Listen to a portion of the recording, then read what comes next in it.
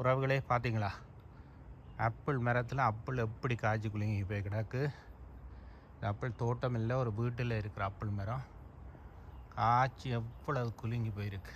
பார்க்க அழகாக இருக்கு இல்லையா? இந்த காட்சியை பாருங்கள், எப்படி என்ன அருமையாக இருக்குது. இது ஒரு ஆசீர்வதிக்கப்பட்ட தேசம். என்ன ஆசீர்வதிக்கப்பட்ட தேசம். எங்களோட இலங்கையை போல் சாபம் இல்லாத தேசம் இது. எங்களோட இலங்கை தேசத்தில் சாபம் பாவம் எல்லாம் நிறைஞ்சி போயிருக்கு. இது நல்ல அருமையான தேசம், மனித நேயமிக்க ஒரு நாடு. இந்த நாட்டில் எங்களோட நாட்டில் இருக்கிற அதிபர்கள் எல்லாம் வந்து பார்க்கினம். சமஷ்டி அதிகாரமுடைய ஒரு நாடு தான் இந்த நாடு. ரோட்டில் கூலங்கள் குப்பைகள் போடக்கூடாது.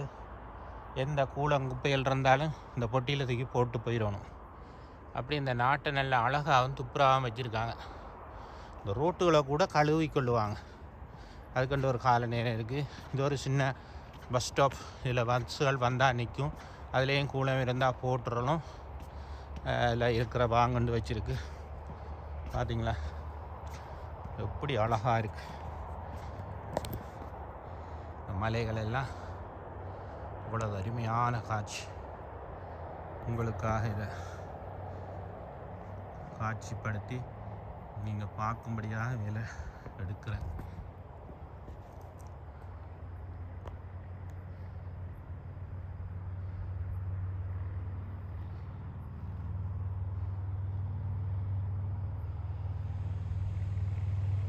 இதை பார்த்தாலே இடத்த கண்டுபிடிச்சிருவீங்க எங்கன்ட்டு.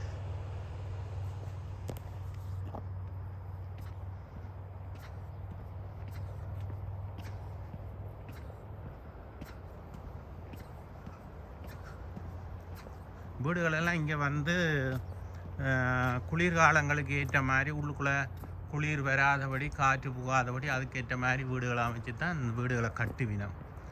ஏண்டா பனி கொட்டுற காலகட்டங்களில் சரியான குளிராக இருக்கும்.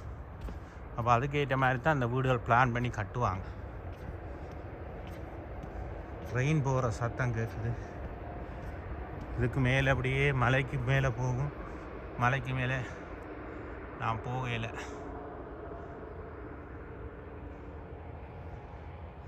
அழகான மரங்களை எல்லாம் நட்டு எப்படி அழகாக வச்சுருக்காங்க.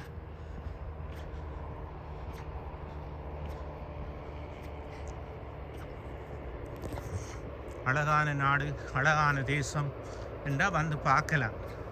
ஆனால் வந்து பார்க்குற கஷ்டம்தான்.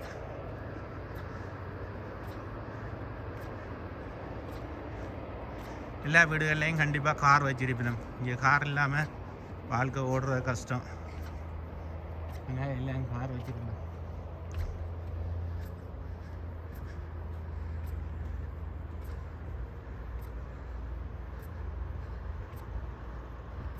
வீடு வச்சிருந்தாலும் வீட்டிலேயே நல்லா பூக்கண்டுகள் வச்சு அழகாக வச்சிருப்பினோம்.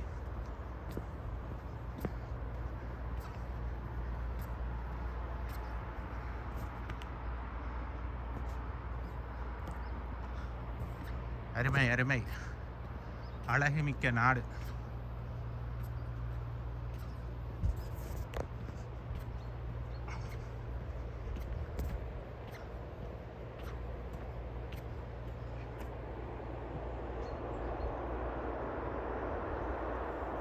இது ஒரு கிராம பகுதி.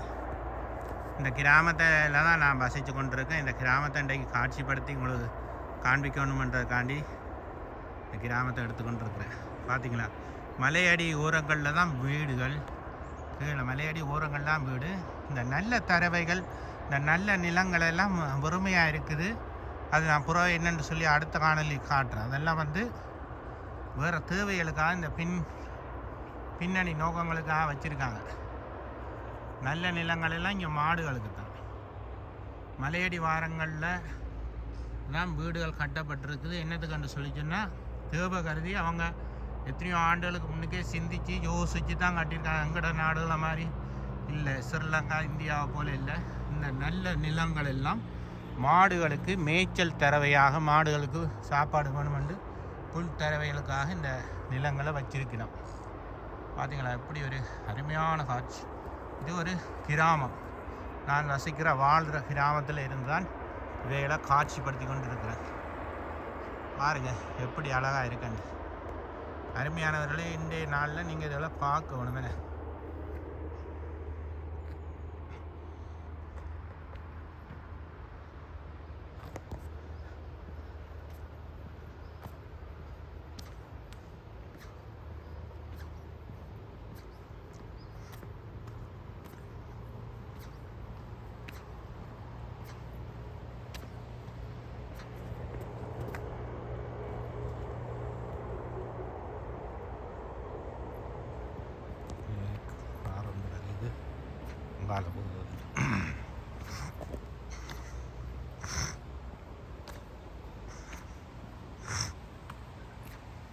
இன்றைய நாளில் இலங்கையில் தேர்தல் விறுவிறுப்பாக உற்சாகமாக நடந்து கொண்டிருக்குது. அநேகமாக எந்த நாளும் இல்லாத விட இந்த முறை இந்த ஜனாதிபதி தேர்தல் 9வது தேர்தல் ஜனாதிபதி தேர்தல் மிகவும் வித்தியாசமாக தான் நடந்து கொண்டிருக்குது. மிகவும் பரபரப்பாகத்தான் அது நடக்குது. அந்த தேர்தல் என்னென்னு சொல்லி சொன்னால், ஏழாத ஆக்கள் விசிஆரில் போகிற ஆக்கள் எல்லாம், நடக்க முடியாத ஆக்கள் எல்லாம் எல்லாரும் போய் கண்டிப்பாக எல்லாருமே இந்த தேர்தலில் வாக்களிக்கிறதுல மிக உற்சாகமாக ஆர்வமாக இருக்கணும்.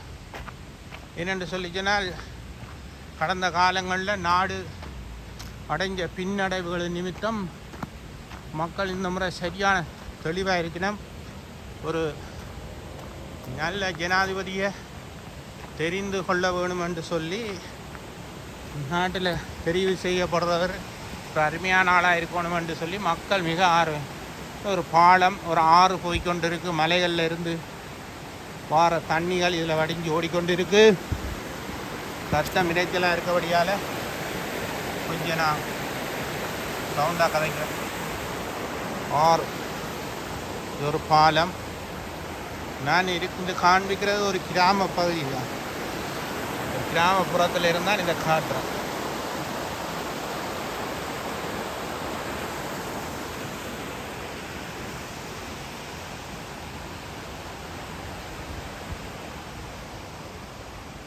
இங்கால பெரிய ஒரு பண்ணை இருக்குது, மாட்டு பண்ணை. ஆடு நிற்கிது, மாடெல்லாம் மேய்ச்சலுக்கு போயிடுச்சு.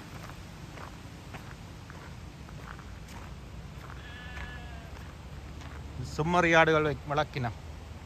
செம்மறி ஆடுகள் எல்லாம் அங்கே மேய்ஞ்சு கொண்டிருக்கு. பெரிய பண்ணை, இது ஒரு பெரிய ஆட்டு பண்ணையாக இருக்கு. நிறைய ஆடுகள் நிற்குங்க. ஆடுகள்லாம் அந்த பண்ணைக்கு போகுது.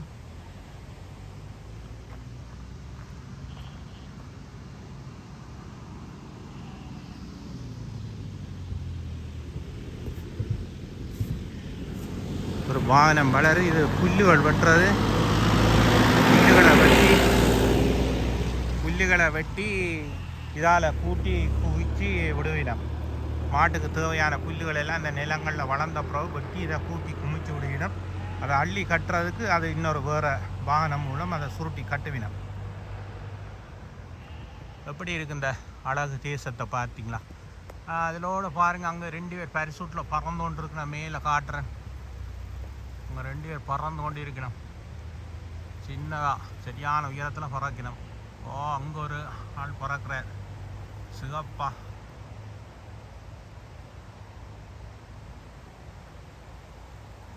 பறந்து கொண்டிருக்கணும். கீழே இறங்கினா வடிவாக இருக்கும், அழகாக தெரியும். ஞாபகம் தூரத்தில் இருக்கணும்.